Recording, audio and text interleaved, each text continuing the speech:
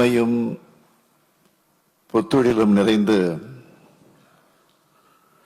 வாய்ப்புகளும் வளங்களும் கொண்ட தென்னிந்தியாவின் மான்செஸ்டரான கோவை மண்ணில்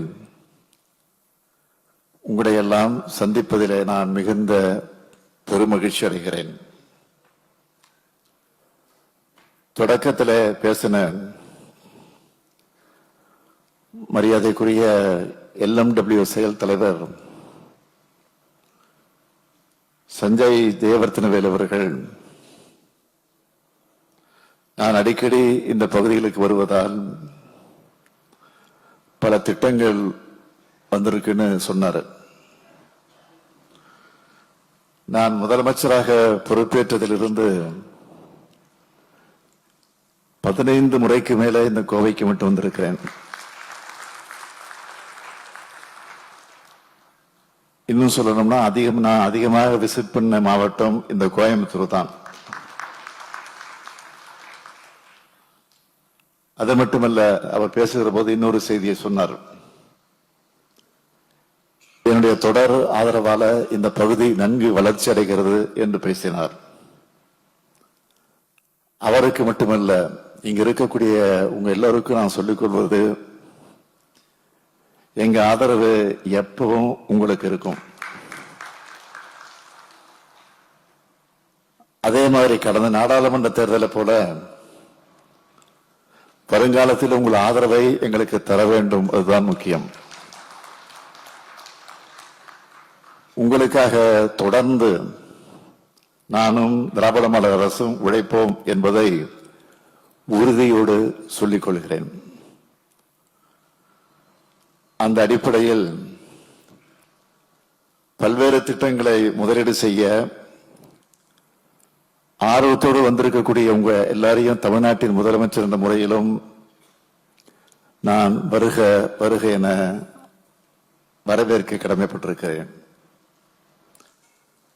மீண்டும் முதலீடுகளை செய்பவர்களுக்கு என்னுடைய நன்றியையும் வணக்கத்தையும் தெரிவித்துக் கொள்கிறேன்.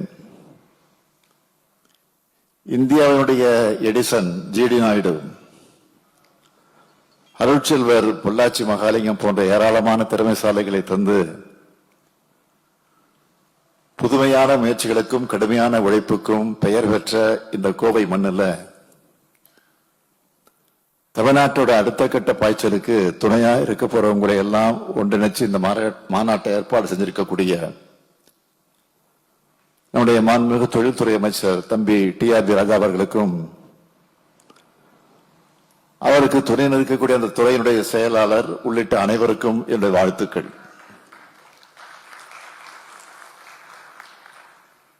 இங்கே வந்திருக்கக்கூடிய முதலீட்டாளரான நீங்க மற்றும் ஒரு மாநிலத்துக்கு வரல. கடந்த 4 ஆண்டுகள்ல கடுமையான உழைப்பை செலுத்தி ஏராளமான முதலீட்டாளர்களோட தொழில் நிறுவனங்களோட நம்பிக்கையை பெற்று இந்தியாவிலேயே அதிகமாக 11.19 விழுக்காடு பொருளாதார வளர்ச்சியை சாத்தியப்படுத்தி இருக்கக்கூடிய தமிழ்நாட்டுக்கு வந்திருக்கீங்க. திராவிட முன்னேற்ற கழக ஆட்சியும் தமிழ்நாட்டு வளர்ச்சியும் பிரிக்க முடியாதது. ஏன்னா இந்த தமிழ்நாடு அறிவுத்தரத்திலையும் உழைப்பிலையும் சாதனைகள் படைக்கிறதுலையும் உலக நாடுகளுக்கு இணையா இருக்கணும் என்னும் எங்களுடைய லட்சியம். அந்த லட்சியத்தை அடையணும் என்ற வேட்கை எங்களுக்குள் இருப்பதால் தான் தொலைநோக்கு பார்வையோட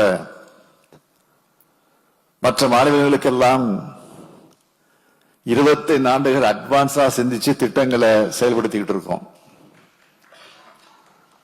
1971 சிப்காட் ஆரம்பிச்சதா காரணத்தினால்தான் உலகமயமாக்க அறிமுகமான பிறகு அந்த வாய்ப்புகளை தமிழ்நாடு சிறப்பா பயன்படுத்திக்கிச்சு. கம்ப்யூட்டர் தான் இனி எதிர்காலம்னு பாடத்திட்டத்தில் சேர்த்தோம். இந்தியாவிலேயே முதல் மாநிலமா 1997 ஐடி பாலிசி கொண்டு வந்தோம். டைடல் பார்க் உருவாக்கணும். இப்படி என்னால லிஸ்ட் போட்டு சொல்லிக்கிட்டே போக முடியும். இப்படி எல்லாம் அட்வான்ஸா செயல்பட்ட காரணத்தாலதான் ஆட்சி மாற்றத்தால் இடையிடையே சிறு தொய்வு ஏற்பட்டாலும் தமிழ்நாடு நம்பர் 1 மாநிலமாக தலை நிமிர்ந்து நிற்குது. இந்த கோவை கேபிட்டல் சிட்டி கிடையாது, டயர் 2 சிட்டி தான். ஆனா நீங்க இங்க வரும்போது பார்த்திருப்பீங்க, L and T, LMW, CRI pumps, Cognizant, Bannari Amman குழுமம், ஃப்ரூட்ஸ் குழுமம்னு ஏராளமான நிறுவனங்களும் 60க்கும் மேற்பட்ட ஜிசிசி நிறுவனங்கள், 1702 புத்தொழில் நிறுவனங்கள், 22 இன்குபேட்டர்கள்னு ஏராளமான நிறுவனங்களும் நிறைந்திருக்கிறத பார்த்திருப்பீங்க. இதே நிலை தமிழ்நாடு முழுக்க இருக்கணும், தமிழ்நாடு வளரணும். அதுக்கு நீங்க எல்லாரும் துணை நிற்கணும். நான் முதலமைச்சரா பொறுப்பேற்றதும் அனைத்து மாவட்டங்களுக்கும் பரவலான சீரான வளர்ச்சி இருக்கணும்னு சொன்னேன். அதனால தொழில்துறையை சார்ந்த யாரை நான் சந்திச்சாலும் தமிழ்நாட்டுக்கு முதலீடு செய்ய முன்வாங்கன்னு கோரிக்கை வைக்கிறத வழக்கமா வச்சுக்கிட்டு இருக்கிறேன். தனிப்பட்ட முறையில் மட்டும் இல்லாம சிறிய அளவிலையும் பெரிய அளவிலையும் முதலீட்டாளர்கள் மாநாட்டை நடத்தி தமிழ்நாட்டில் இருக்கிற வாய்ப்புகளை எடுத்து சொல்லி முதலீடு செய்ய அழைப்பு விடுக்கிறோம். UAE, Singapore, Japan, Spain, America, Germany, England ஆகிய நாடுகளுக்கு நானே நேரடியா போய் பல்வேறு தொழில் நிறுவனங்களோட தலைமை பொறுப்பில் இருக்கிறவங்களை எல்லாம் சந்திச்சு தமிழ்நாட்டில் இன்வெஸ்ட் பண்ண வாங்கன்னு அழைப்பு விடுத்திருக்கிறேன். இப்படி நடத்தப்பட்ட 17 முதலீட்டாளர் மாநாட்டோட விளைவா இதுவரைக்கும் 1016 புரிந்துணர்வு ஒப்பந்தங்கள் மேற்கொள்ளப்பட்டிருக்கு. இது கடந்த ஆட்சி காலத்தின் கடைசி 4 ஆண்டுகளை விட 2.5 மடங்கு அதிகம். இந்த புரிந்துணர்வு ஒப்பந்தங்கள் மூலமா 11,40,731 கோடி ரூபாய் அளவுக்கு முதலீடுகள் உறுதி செய்யப்பட்டு நேரடியாகவும் மறைமுகமாகவும் 34 லட்சம் பேருக்கு மேல வேலை வாய்ப்புகள் பெறுவதை உறுதி செஞ்சிருக்கிறோம். எத்தனையோ மாநிலங்கள் இருக்கு, எத்தனையோ அரசுகள் இருக்கு, அவங்களும் கூட அவங்க மாநிலம் வளரணும்னு முதலீட்டாளர் மாநாடு நடத்துறாங்க, புரிந்துணர்வு ஒப்பந்தங்கள் போடுறாங்க. ஆனா அதோட கன்வர்ஷன் ரேட் என்ன, எத்தனை ஒப்பந்தங்கள் தொழிற்சாலைகளாக மாறுது, அதுக்குள்ள நான் போக விரும்பல. தமிழ்நாட்டை பொறுத்த வரைக்கும் கன்வர்ஷன் ரேட் 80%, 80%. நம்ம திராவிட மாடல் அரசுல போடப்பட்டிருக்க 1016 புரிந்துணர்வு ஒப்பந்தங்கள்ல நிலம் வாங்குறது, வணிக உற்பத்தி, சோதனை உற்பத்தி, கட்டுமானம் தொடங்கப்படுதுன்னு 809 திட்டங்கள் பல்வேறு செயல்பாட்டில் நிலைகள் இருக்கு. அது மட்டுமல்ல, புதிய ஐடியாவோட இளைஞர்கள் தொழில் தொடங்க முன்வந்தாலும் இந்த திராவிட மாடல் அரசு அவங்களுக்கும் சப்போர்ட்டா இருக்கு. போன மாசம் கூட இதே கோவைக்கு வந்து உலக புத்தொழில் மாநாட்டை தொடங்கி வச்சான். அதுல பங்கேற்ற இளைஞர்கள் எந்த அளவிற்கு திராவிட மாடல் அரசு அவங்களுக்கு உறுதுணையா இருக்குன்னு ஊடகங்களுக்கு அளிச்ச பேட்டிகள்ல சொல்லி இருந்தாங்க. 45க்கும் மேற்பட்ட நாடுகள்ல இருந்து 30,000 பேருக்கு மேல இந்த மாநாட்டில் கலந்துக்கிட்டாங்க. அது மட்டுமல்ல, சின்ன சின்ன நகரங்களுக்கு கூட போய் ஸ்டார்ட் அப் தமிழ்நாடு மூலமா இளைஞர்களை தொழில் தொடங்க ஊக்குவிக்கிறோம். அதனால இப்போ தமிழ்நாட்டில் இருக்கிற ஸ்டார்ட் அப் நிறுவனங்களோட எண்ணிக்கை எவ்வளவு தெரியுமா? 12,663. 2021 மே வரை 2,146 நிறுவனங்கள் தான் இருந்துச்சு. நாம ஆட்சி பொறுப்பேற்ற 4 ஆண்டுகள்ல 12,663 என்ற வரலாற்று உயரத்தை தொட்டிருக்கோம். இத்தனை நிறுவனங்கள் தமிழ்நாட்டை நோக்கி வருவதற்கு என்ன காரணம்? வெளிப்படைத்தன்மையோடு இந்த அரசு செயல்படுது. திறன்மிக்க படிச்ச இளைஞர்கள் இங்க இருக்காங்க. பிசினஸ் ஃப்ரெண்ட்லி சூழல் இங்க நிலவுது. சட்டம் ஒழுங்கு இங்க சரியா இருக்கு. தமிழ்நாட்டோட வளர்ச்சியை பிடிக்காதவங்க அரசியல் காரணங்களுக்காக தவறான டேட்டாவையும் தவறான நியூஸையும் பரப்புறாங்க. ஆனா உண்மையான டேட்டாவை சொல்றேன். நாங்க ஆட்சிக்கு வர்றதுக்கு முன்னாடி 62,413 நிறுவனங்கள் இருந்த இந்த தமிழ்நாட்டில் இப்போ 79,185 நிறுவனங்கள் இருக்கு. அதாவது 16,772 நிறுவனங்கள் அதிகரிச்சிருக்கு. புதுசா வேலைக்கு சேர்ந்தவங்களுக்கு PF கணக்கு தொடங்கி அதை பராமரிக்கிறது ஒன்றிய அரசு. அதன்படி நாங்க ஆட்சிக்கு வந்ததுக்கு பிறகு 29,64,000 பணியாளர்கள் அதிகரிப்பதாக டேட்டாவை ரிலீஸ் பண்ணியிருக்காங்க. இதை விட தொழில் வளர்ச்சியில தமிழ்நாடு வளர்ச்சி அடைஞ்சிருக்கு என்பதற்கு டேட்டா தேவையா? அடுத்ததா தமிழ்நாட்டுக்கு வர வேண்டிய சில நிறுவனங்கள் வெளிமாநிலத்துக்கு போறதாகவும் தொடர்ந்து செய்திகளை உருவாக்குறாங்க. இந்த செய்திகளை உருவாக்குறவங்க யாருன்னு பார்த்தால அவங்களோட நோக்கம் என்னன்னு புரியும். அதை விட அவங்க ஏன் இந்த செய்திகளை பரப்புறாங்கன்னு யோசிச்ச போதும் நமக்கு தெரிஞ்சிடும். கடந்த 4.5 ஆண்டுகள் நம்ம ஆட்சியில தமிழ்நாட்டுக்கு வந்த முதலீடுகளை பார்த்து அவங்களால தாங்கிக்க முடியல. ஏன் இப்ப வரவேற்புரை ஆற்றிய பேசின தம்பி அமைச்சர் TRB ராஜா சொன்னாரு, இந்த மேற்கு மண்டலத்துக்கு மட்டும் எவ்வளவு முதலீடு இருக்குன்னு புள்ளி விவரத்தோடு சொன்னார். இதெல்லாம் தான் அவங்களால தாங்கிக்க முடியல. நான் தெளிவா சொல்றேன், தொழில் முதலீடுகளை கொண்டு வர்றது என்பது சாதாரண விஷயம் இல்லை.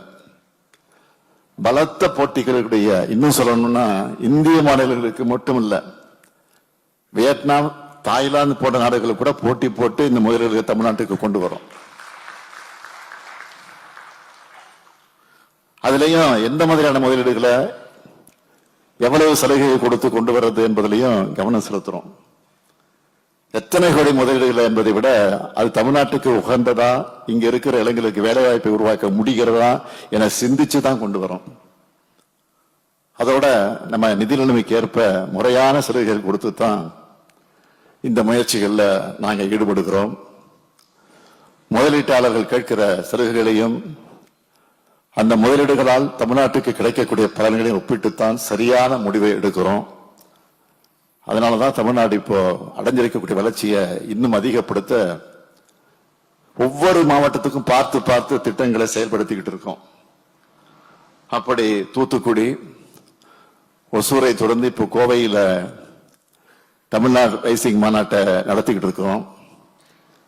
இந்த கோவையோட தொழில் சூழலை மேம்படுத்த செய்யப்பட்டு கொண்டிருக்கக்கூடிய சில பணிகளை மட்டும் இங்க எடுத்து சொல்லணும்னா, வாராப்பட்டியில பாதுகாப்புத்துறை உபகரணங்கள் பூங்கா அமைச்சிருக்கிறோம். ஏற்கனவே 20 தொழிற்சாலைகள், ஸ்டார்ட் அப் நிறுவனங்கள், MSME அதற்கு 57 ஏக்கர் ஒதுக்கப்பட்டிருந்த பூங்காவில் உட்கட்டமைப்பு வசதிகள் நிறைவேற நிலையில் இருக்கு.